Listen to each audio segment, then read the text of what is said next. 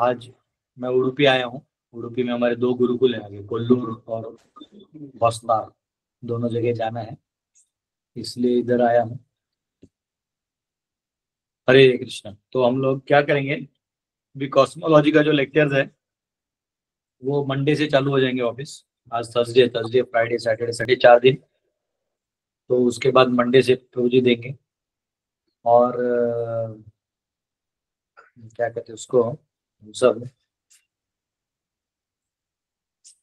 अभी जो अपना भागवतम का तृतीय स्कंद का 5वां अध्याय है उसके ऊपर अध्ययन करेंगे। जो अपना था वो 508वां एपिसोड, अपना 507 तक हो गया था, वो यूट्यूब में अपलोड भी हो गया था।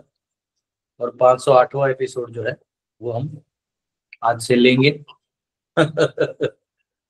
आप सब third canto 5th chapter 25th verse. तो आपको संबंध बता दूं, मैत्रेय मुनि जो है इन्होंने कृष्ण से सारा जो सृष्टि का ज्ञान है वो सब सुना समझा। वहाँ उद्धव जी भी थे, लेकिन विदुर जी ने उद्धव जी से पूछा था कि मुझे कृपया करके आप बताइए। तो उद्धव जी ने देखा कि दोनों भी मुझसे बड़े हैं। तो उन्होंने उनको बोला कि नहीं, मैत्रेय जी हैं, इनसे आप श्रवण करिए। तो विदुर जी से हमें सीखने वाली बात है, विदुर जी ने मैत्रेय जी को बिना जज किए सारा ज्ञान ले लिया। ठीक है, ये नहीं बोला कि नहीं उद्धव ही बेस्ट है, मैत्रेय से क्यों सुने, है ना। ऐसा है, वैष्णवों के बीच में प्रभुपाद ने एक परिवार बनाया ना, परिवार की तरह रहना चाहिए। हरे कृष्ण। तो आइए हम सब प्रार्थना करते हैं। तृतीय स्कंद के 5वें अध्याय के 25वें श्लोक में जाते हैं। ओम नमो भगवते वासुदेवाय, ओम नमो भगवते वासुदेवाय, ओम नमो भगवते वासुदेवाय। नारायणं नमस्कृत्य नरं चैव नरोत्तमं देवीं सरस्वतीं व्यासं ततो जयमुदीरयेत्। नष्टप्रायेषु भद्रेषु नित्यं भागवत सेवया भगवती उत्तम श्लोके भक्तिर्भवति नैष्ठिकी। कृष्णाय वासुदेवाय देवकी नंदनाय च नंदगोपकुमाराय गोविंदाय नमो नमः। हरे कृष्णा कृष्णा कृष्णा हरे हरे, हरे राम राम राम हरे हरे। ओम अज्ञानतिमिरन्धस्य ज्ञानाञ्जनशलाकया चक्षुरुन्मिलितं येन तस्मै श्रीगुरुवे नमः। नमो विष्णुपदाय कृष्णप्रेष्ठाय भूतले श्रीमते भक्तिवेदांत स्वामिनिधि नाम्ने नमस्ते सरस्वती देवे गौरवाणी प्रचारणे निर्विशेष शून्यवादी पाश्चात्य देश तारणे। जय श्री कृष्ण चैतन्य प्रभु नित्यानंद श्री अद्वैत गदाधर श्रीवासदि गौर भक्तवृंद। हरे कृष्णा कृष्णा कृष्णा हरे हरे, हरे राम राम राम हरे हरे। तो मैत्रेय मुनि पूरा सृष्टि की रचना भगवान नारायण से कैसे सब कुछ हुआ इसके बारे में बता रहे थे। और पिछले श्लोक में हमने देखा कि वो उन्होंने वहां तक कह दिया था कि कैसे भगवान से सब कुछ, ये सृष्टि, ये माया तत्व या जो इल्यूजरी एनर्जी, इसका भी बहिरंगा शक्ति का भी प्राकट्य होता है, अंतरंग का भी प्राकट्य होता है। तो ये सब बताया था। 25वां श्लोक उसी लाइन में है। सा वा एतस्य संदृष्टः संद्रष्टुः शक्तिः सत् असत् आत्मिका माया नाम महाभाग ययेदं निरममे विभु। The Lord is the seer and the external energy which is seen, who works as both cause and effect in the cosmic manifestation. O greatly fortunate Vidura, this external energy is known as Maya or illusion, and through her agency only is the entire material manifestation made possible. तो यहाँ पे इसके ऊपर तो हम लोगों ने बहुत स्टडी भी हो गया हमारा। अब ये स्टेटमेंट्स हमारे लिए बहुत आसान हो गए हैं समझने के लिए, है ना। तो यहाँ पे कृष्ण जो है वो विदुर जी से कह रहे हैं। तो जनरली अगर कोई ये बोले कि नहीं, भगवान नारायण से, नारायण अलग है कृष्ण अलग है, कृष्ण उधर विष्णु का अवतार के रूप में आए, वो प्रकट जरूर वैसे हुए परंतु कृष्ण ही सुप्रीम लॉर्ड है, वो यहाँ पे प्रूव हो गया। क्योंकि यहाँ पे वो कह रहे हैं कि ये जो भी है ये सब भगवान ने अपनी तरफ से किया है। और कौन बोल रहा है? स्वयं कृष्ण बोल ही रहे। यही चीज मैत्रेय जी ने विदुर जी से बताया। ठीक है, तो गीता के 9वें अध्याय के 10वें श्लोक में आता है ना, मयाध्यक्षेन प्रकृति सूयते सचराचरम हेतुनानेन कौन्तेय जगद्वि परिवर्तते। तो भगवान का सारा शक्ति जो है वो भगवान मया अध्यक्षेन प्रकृति, प्रकृति यानी ये भौतिक प्रकृति की बात हो रही है। वैसे सभी आध्यात्मिक प्रकृति हो, जीव प्रकृति हो, तटस्थ प्रकृति हो या ये भौतिक प्रकृति हो, सभी भगवान के अधीन है। लेकिन यहाँ स्पेशली वो इस प्रकृति के बारे में कह रहे हैं जहाँ जीव देख रहा है ये संसार को, दृश्य जगत। तो इदम मया दक्षिण प्रकृति सूयते स चराचरम। ये भगवान के पूरे कंट्रोल में है, ठीक है। और सभी कार्य और कारण यही उद्भवित होते हैं और अंत में मूल कारण भगवान बनते हैं। 26वां श्लोक। कालवृत्त्या तु मायायां गुणमय्याम अधोक्षजः पुरुषेणात्मभूतेन वीर्यमाधत्त वीर्यवान्। The supreme living being in his feature as the transcendental Purusha incarnation, who is the Lord's plenary expansion, impregnates the material nature of three modes, and thus by the influence of eternal time, the living entities appear. तो यहाँ पे वो कह रहे हैं, अरे हाँ हिंदी में आ गए यहाँ पे, अपने स्वांश दिव्य पुरुष अवतार के रूप में परम पुरुष प्रकृति के तीन गुणों में बीज संस्थापित करता है और इस तरह नित्य काल के प्रभाव से सारे जीव प्रकट होते हैं। तो ये जो तात्पर्य है उसमें आप सब जानते ही हैं कि काल है वो प्रवेश करता है और महाविष्णु जब ग्लांस करते तो काल प्रवेश करता है और काल प्रवेश करके इस मटेरियल नेचर को एक्टिवेट कर देता है, ठीक है। और तीनों गुणों का उसमें प्रवेश हो जाता है। यानी जैसे हमने देखा पूरा तीन गुणों का प्रवेश हो गया, फिर महत्त्व का निर्माण होते हुए तीन गुणों में सब विभाजित हो जाता है और वो तीन गुण जो हैं वो अपने अपने हिसाब से कार्य करने लगते हैं, सत्वगुण, रजोगुण और तमोगुण। हाँ, तो तम जो है वो आपकी चेतना को अडल करता है, सत्व जो है वो आपकी चेतना को निखारता है, रज जो है वो आपको फ्रूटिव एक्टिविटीज में डाल देता है। जीव को वो ऐसा कर ही देगा, चाहे वो खाना हो, चाहे वो वस्त्र हो, चाहे वो वाणी हो, चाहे कोई भी प्रकार हो, तीन गुण उसमें मिल जाते हैं, ठीक है। जैसे हम बैंगन का भरता बनाएंगे तो मसाले वही रहते हैं लेकिन टेस्ट अलग आ जाता है। अब वही कद्दू का सब्जी बनाइए फिर अलग बन जाएगा, आलू का भुजिया बनाइए फिर अलग बन जाएगा। तो तीन गुण किसी में चले जाएं बस वो रूप बदल लेते हैं आपके कॉन्शियसनेस के एडवांसमेंट या नीचे अधोगति पे। तो गीता में आता है ना,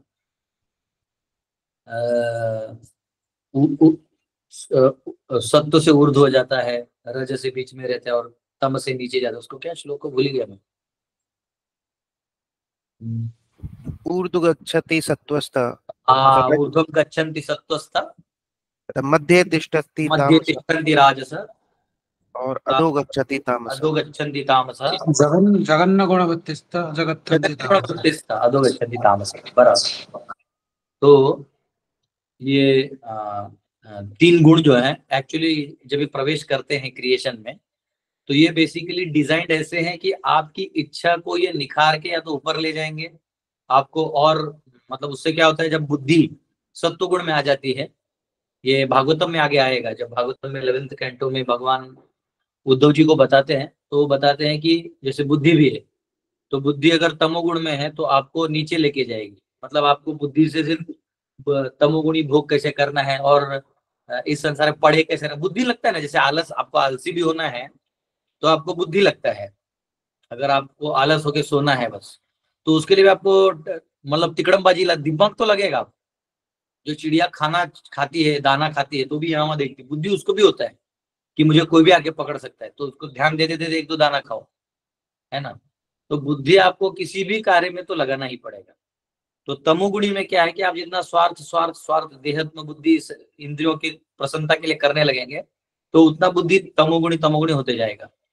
रजोगुण में क्या होगा, आपको नाम प्रतिष्ठा धन ये सब कमाने में एकदम लग जाएगा। वो बुद्धि जैसे देगा ही, यार ये बिजनेस कर दे, इतना पैसा डालेंगे, ये करेंगे, वो करेंगे, अपने आप आते ही लगता है, आइडियाज फ्लो होने लगते हैं और बुद्धि भी काम करने लगता है वैसे। और सत्व गुण में क्या होगा कि आदमी आत्म खोज करने लगेगा लेकिन फिर भी वो सत्व गुण से आसक्त होने के चांस है। तो भगवान बताते हैं इन तीन गुणों से परे है भक्ति, निस्त्रय गुण्यो भवार्जुना। उसी उसी लाइन में उद्धव को बताते हैं कि देखो 3 गुण जो है इसमें बुद्धि है, लेकिन चौथा बुद्धि जो है वो शुद्ध सत्व का है, जिसमें व्यक्ति कृष्ण को समझ जाता है, जिसमें वो कृष्ण के भावना को प्योरली समझ जाता है। तो इसलिए वासुदेव सर्वमिति स महात्मा सुदुर्लभः, वो सत्व गुण से भी ऊपर उठ जाता है। ठीक है, तो ये यहाँ पे कहा गया है, ये आए थे यहाँ पे श्लोक। तो यहाँ जो काल अंदर प्रवेश करता है, तो इसमें प्रभुपाद जी थोड़ा सा तात्पर्य अच्छा लिखे, तो मैं सोच रहा हूँ आपको पढ़ के सुना देता हूँ। The offspring of any living being is born after the father impregnates the mother with semen. ठीक है, तो जो माता है वो गर्भवती तब होती है जब पिता का वीर्य उसे प्राप्त होता है। And the living entity floating in the semen of the father takes the shape of the mother's form. तो क्या होता है कि जो जीव अभी इस काल के रूप में आया है, ये अब प्रतीकात्मक है, याद रखिए। वो वीर्य यहाँ का अलग है, वो एक कंसेप्ट है। कंसेप्ट में जो वीर्य है वो प्रवेश करता है काल के रूप में, और उसमें जीव जो है उसके साथ सवार होके आता है। जैसे इस संसार में भी क्या होता है, ऐसा लिखा गया कि बारिश, जीव जो है वो बारिश के माध्यम से नीचे आता है, नीचे मट्टी में चले जाता है, पौष्टिकता के रूप में फिर ऊपर चले जाता है पौधे में, फिर वो धान में चले जाता है, फिर उस धान के माध्यम से अन्न में जाता है पिता के, अन्न के माध्यम से वो वीर्य बन जाता है, वीर्य में प्रवेश करता है, फिर वीर्य के माध्यम से वो माँ के गर्भ में प्रवेश करता है। और उसमें भी ऐसा कहते हैं कि एट अ टाइम लाखों लाखों जीव जो है प्रवेश करते हैं, लेकिन जिसका कर्म होता है उसको मनुष्य शरीर मिल जाता है, नहीं तो अन्यथा वो वेस्ट हो जाता है। तो कितना रेयर है देखो। तो यहाँ पे कहा गया कि उसे माँ का आकार मिल जाता है। जैसे अगर बच्चा माँ के गर्भ में ना हाथ पाँव कान नाक आता है, वैसे जो इस प्रकृति में जीव आते हैं तो प्रकृति के पास देने के लिए जो जो रूप है वो सारे रूप आपको मिलने लगते हैं। Similarly, mother material nature cannot produce any living entity from her material elements unless and until she is impregnated with living entities by Lord himself. मतलब जब तक भगवान स्वयं उसको गर्भ ना दें, गर्भदान ना प्रदान करें, वो जो प्रकृति है वो अपने से कोई जीव को उत्पन्न नहीं कर सकती। तो अगर हम भगवान से आए हैं तो एक तरह से हम वैकुंठ से ही आए हैं क्योंकि भगवान तो भौतिक है नहीं। तो भगवान चाहे महाविष्णु से आए हम या गोलोक से आए, भौतिक प्रकृति तो उत्पन्न कर ही नहीं सकती, तो इसलिए हम पहले से यहाँ नहीं थे। एक लाइन में क्लियर हो गया। ठीक है, तो हाँ, तो ये यहाँ का है, that is the mystery of generation of living entities. देखो मिस्ट्री जो है, लोग खोज रहे हैं कि जीव कहाँ से आया, तो यहाँ से आया, भगवान से आया। This impregnating process is performed by the first पुरुष इनकारनेशन कारणारणवशई विष्णु, यानी जिनको महाविष्णु कहते हैं, वो कारण सागर पे लेटे इसलिए उनको कारणारणवशई विष्णु भी कहते हैं। तो ये पहला कार्य ये करते हैं। Simply by his glance over material nature the whole matter is accomplished. तो केवल वो जब इस भौतिक प्रकृति पे अपना, क्या बोलते हैं उसको, वो ग्लांस को हिंदी में दृष्टिपात, अपना दृष्टिपात करते हैं, उतने मात्र से हो जाता है। लेकिन हमको ये हमने देखा कि प्रभु जी ने ब्रह्म संहिता से हम सबको पढ़ाया, और वो बात भी है कि भगवान छाया शक्ति है, भगवान की माया जो है वो छाया शक्ति है। तो वो रमा पे ग्लांस करते हैं, रमा वो ग्लांस छोड़ते हैं और शंभू के माध्यम से वहां वो ग्लांस जाता है। तो वो अंदर का डिटेल है। और आप सबको ये बता दूं, जहां हम अभी हैं उडुपी में, उडुपी से नजदीक पाज का क्षेत्र है। पाज का क्षेत्र में जो आदि है ना, जो स्पिरिचुअल दुर्गा है, वो स्पिरिचुअल दुर्गा यहाँ रहती है इस भौतिक जगत में, पाज का क्षेत्र में। उडुपी में आप थोड़ा आगे जाएंगे 20-30 किलोमीटर तो पाज का क्षेत्र है, यहाँ पे उनका मंदिर है। वो जब उधर से उड़ के आई थी, जब कंस ने वो बच्चे को लेके नीचे गिराने का कोशिश किया, तो वो जब हवा में उछली और हंस के बोली कि अरे तेरा काल कहीं और जन्म ले चुका है, वो वहां से निकल के यहाँ आई थी खुद। तो परशुराम जी ने उनका अपना मंदिर बनाया, उनका खुद से मंदिर बनाया। तो ये है, we should not understand the process of impregnation by the personality of Godhead in terms of our conception of sex. तो हमें ये कभी नहीं सोचना चाहिए कि जैसे हमारे यहाँ जो गर्भदान होता है तो वो जिस तरीके से होता है वैसे उनका है, ऐसा नहीं है। हाँ, ये देखिए क्या है, कुंजर गुरी दुर्गा, हमारी अर्चना माता जी मध्य संप्रदाय से बिलोंग करती है, इनको सारा डिटेल मालूम है। तो ये जो है, जो नॉर्मल जो कंसीव होता है बच्चा, वो नॉर्मल हम जानते हैं, जैसे जो शारीरिक संबंध बना के बच्चे जन्म लेते हैं। लेकिन यहाँ पे प्रभा जी क्लियर कर रहे हैं कि आपको ये वैसा नहीं सोचना चाहिए, क्योंकि देखिए यहाँ पे भी ना, जैसे कुछ पसीने से आते हैं, कुछ पानी आंसू पी लेने से होते हैं, अलग अलग, कुछ तो ग्लांस से ही जन्म दे देते हैं, तो अलग अलग तरीके हैं। लेकिन भगवान कह यहाँ पे कह रहे हैं कि जो भगवान जिस तरीके से करते हैं वो उस तरीके का नहीं है जैसे आप सोच रहे हैं। तो ये क्लियर रहना चाहिए, ये clear. The omnipotent Lord can impregnate just by his eyes and therefore he is called all potent.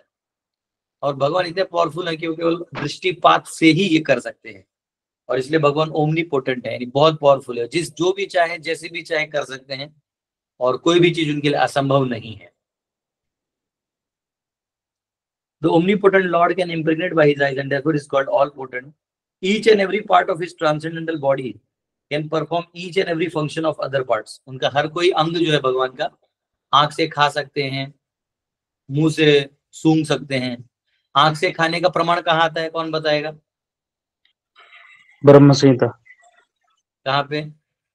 अंगानि येषु सकलेन्द्रिय वृत्तिमन्ति पश्यन् दीपांति कलयन्ति चिरं ती।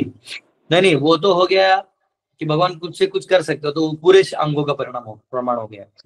हम कह रहे हैं आंखों से खाने की बात कर रहे भगवान कहीं पे। जगन्नाथ जी। नहीं, वो तो लीला है। आपण प्रसाद बोलते मैं आंखों से खाता हूँ। हाँ शिल्पा माता, प्रसाद आपण इथे ठेवतो आणि बाप्पाला वरती म्हणतो। ठीक है, भगवान आंख से खा लेते हैं। और एक श्लोक है जिसमें भगवान बोलते हैं मैं आंखों से खा लेता हूँ। 14 अध्यायातला 3रा श्लोक क्या है? मम योनि महतव ब्रह्म तस्मिन् गर्भ तमस्याम होती।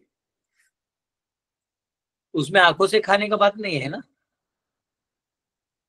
होगा श्लोक, वो इंपॉर्टेंट श्लोक है, लेकिन भगवान बोलते हैं, कैसे भूल गए आप लोग? अब सबको याद है लेकिन आप लोग भूल जाते हैं।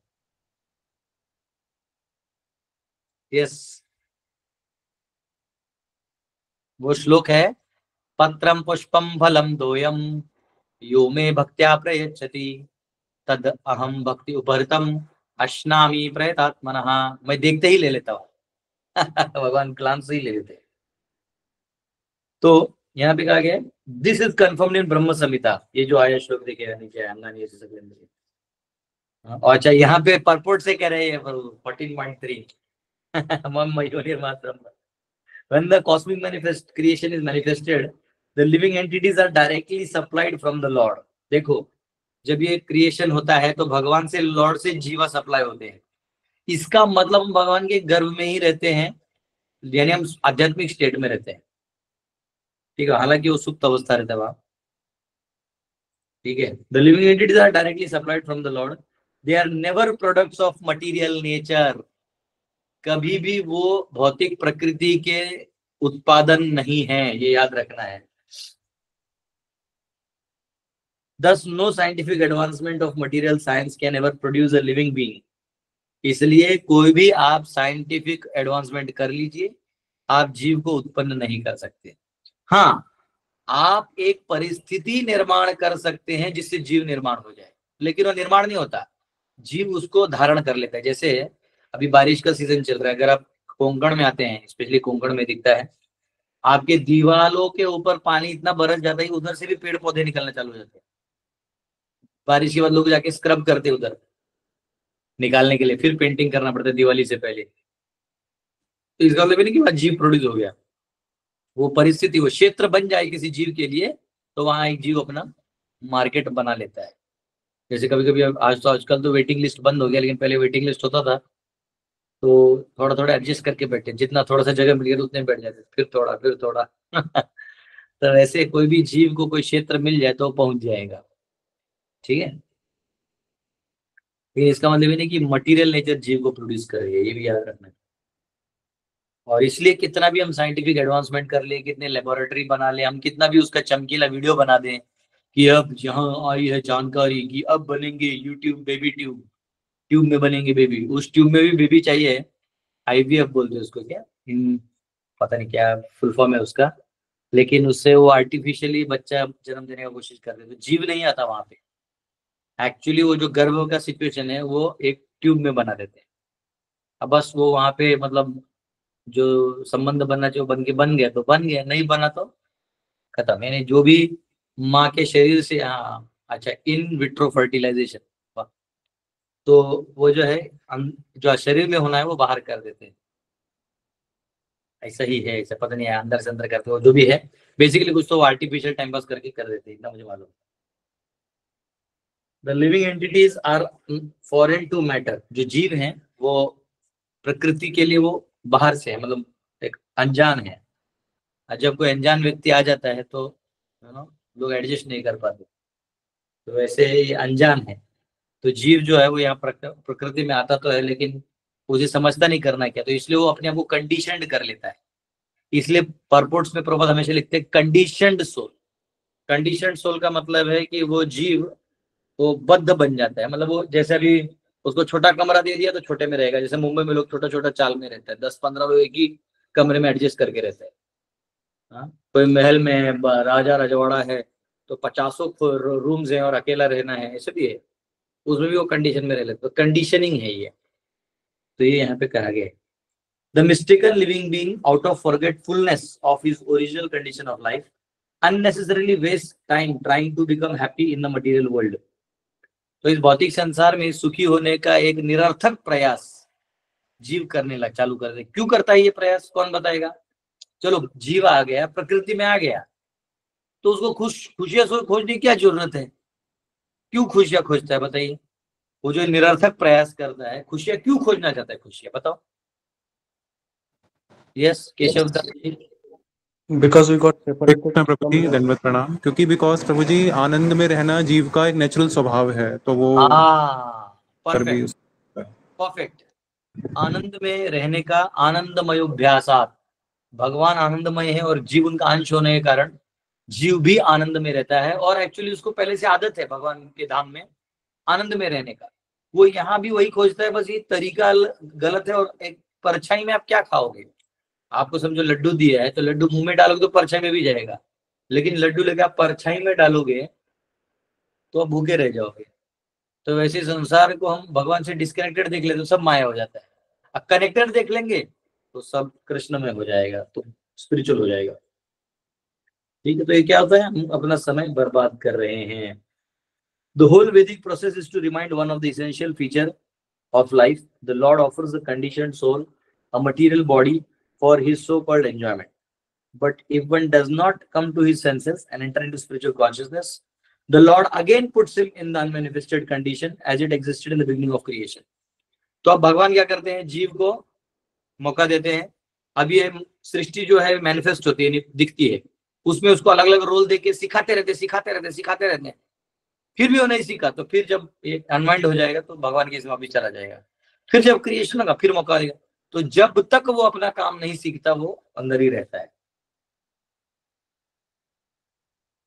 हाँ, इसलिए भगवान का एक नाम है, the lord is described here as वीर्यवान, द ग्रेटेस्ट पोटेंट बीइंग। कभी कभी कोई व्यक्ति को समझो नहीं है बच्चे, तो उधर है तुम पोटेंट नहीं हो, पावरफुल नहीं हो। यहाँ पे भगवान को कहा गया वीर्यवान, भगवान वीर्यवान है, शौर्यवान है, पावरफुल है। He impregnates material nature with innumerable living entities who are conditioned from time immemorial। और जो अनादिकाल से भगवान के इसमें बद्ध रूप में है, उन्हें भगवान स्थान देते हैं इस सृष्टि में।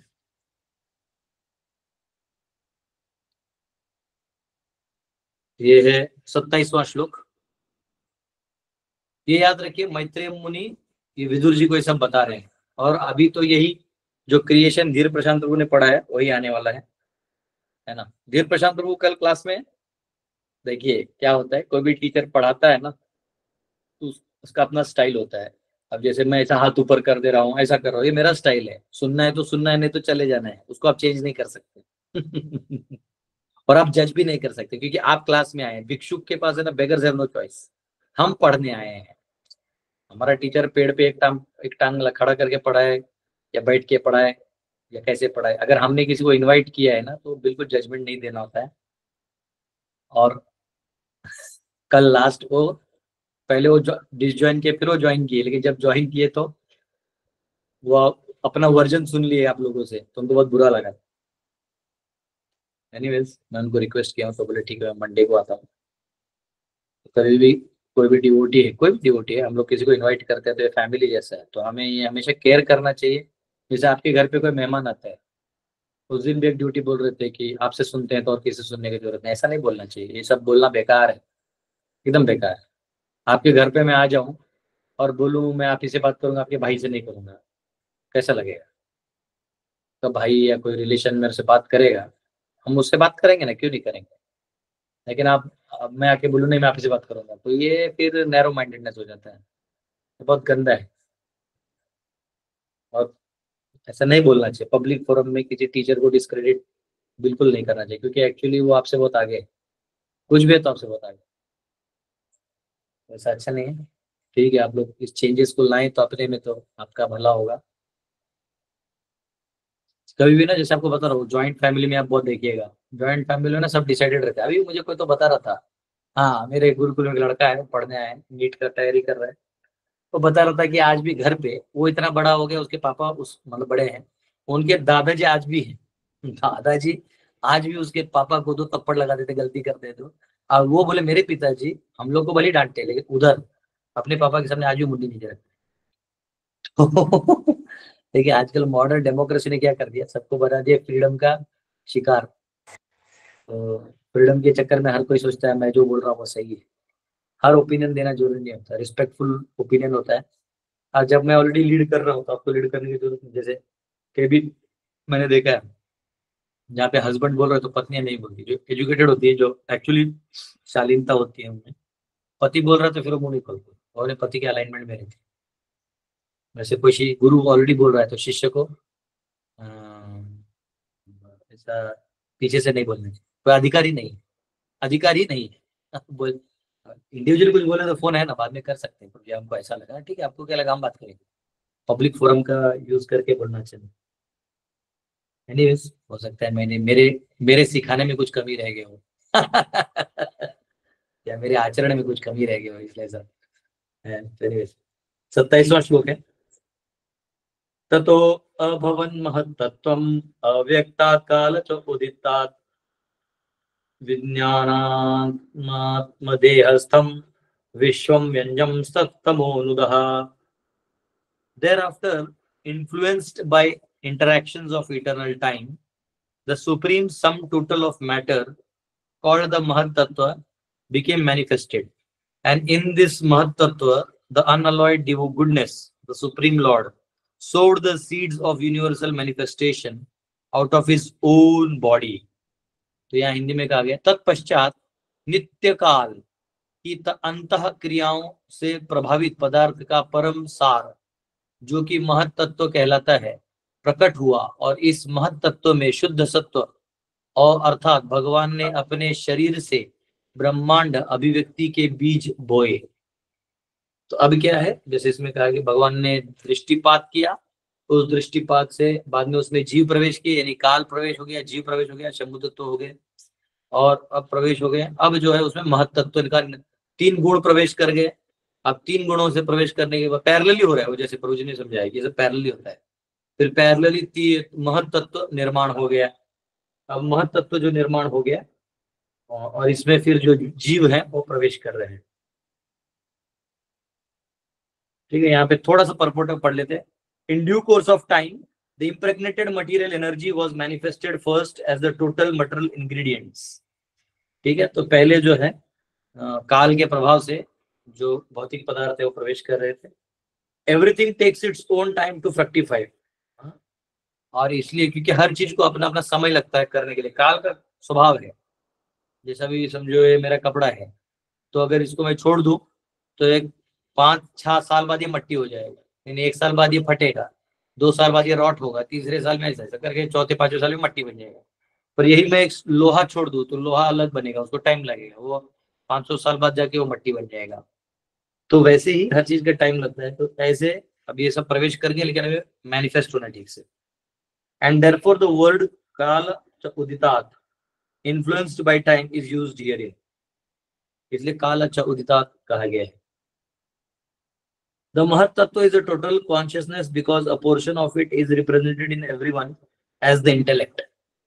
ये महत तत्व जो है यही ये सब जगह है, और इसमें से थोड़ा सा पार्ट जो बुद्धि की तरह हम सबको दिया गया है। द महत तत्व is directly connected with the supreme consciousness of the supreme being.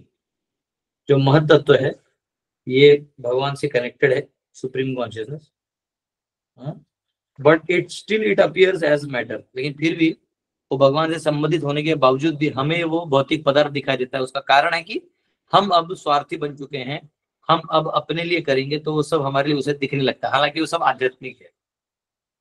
ठीक है। द महत तत्व और shadow of pure consciousness is germinating place of all creation.